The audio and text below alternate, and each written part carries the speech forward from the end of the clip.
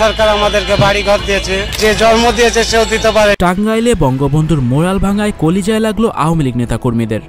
গত 5ই আগস্ট শেখ হাসিনা পতনের পরও দমিয়ে রাখতে পারেনি আওয়ামী লীগ কর্মী সমর্থকদের।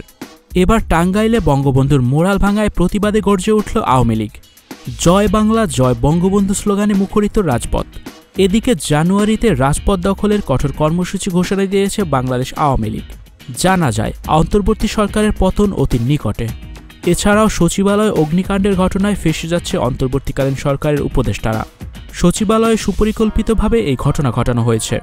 গতকাল সিসিটিভি ফুটেজে উঠে এসেছে ভয়ঙ্কর সব তথ্য। যে কোনো সময় গ্রেপ্তার হতে পারে ডক্টর মোহাম্মদ ইউনুস।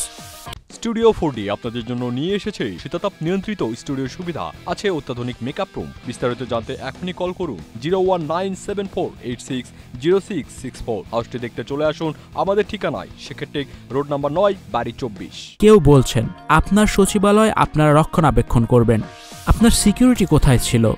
আপনার সচিবালয় আপনার রক্ষণাবেক্ষণ করবে, আপনার সিকিউরিটি কোথায় ছিল? মানে সিকিউরিটি হয় ঘুমাইছে। এক সূত্রে জানা গেছে সেনাবাহিনী এবং সেনাপ্রধান জেনারেল ওয়াকারুজ্জামানকে মোহাম্মদ ইউনুসের থেকে মুখ ফিরিয়ে নিয়ে শেখ হাসিনার দিকে মুখ ঘুরালো। বিশ্বস্ত সূত্রে জানা গেছে সেনাবাহিনী সেনাপ্রধান মোহাম্মদ ইউনুসের থেকে মুখ ফিরিয়ে নিয়ে শেখ হাসিনার দিকে মুখ ঘোরালে সেনাপ্রধান ক্ষমতা নিয়ে নেবে, এটা কিন্তু বাস্তব কথা।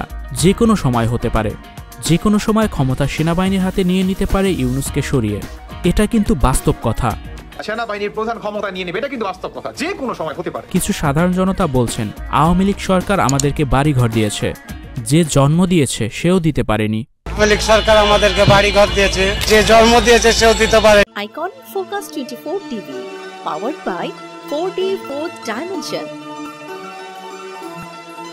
আমাদের চ্যানেলটি সাবস্ক্রাইব করে আমাদের সাথে থাকুন।